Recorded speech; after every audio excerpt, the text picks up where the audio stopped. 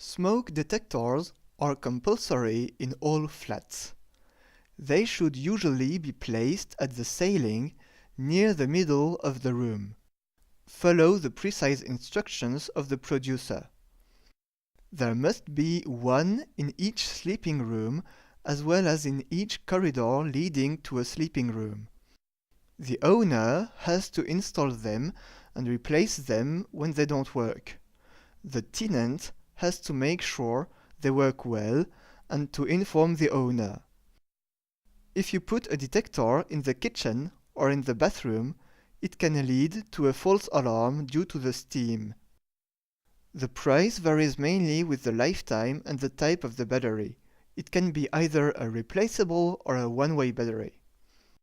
Because of electronic parts, you should not throw it away in the garbage. Instead, you should bring it to the shop where you buy a new one so that they can recycle it. To check that they work well, there are usually a blinking light and a button. When you press the button, it should beep. Do you want to buy a flat in Munich? I give you knowledge about ownership in the city, a proven, successful preparation for your own flat. Subscribe and visit flatinmunich.de.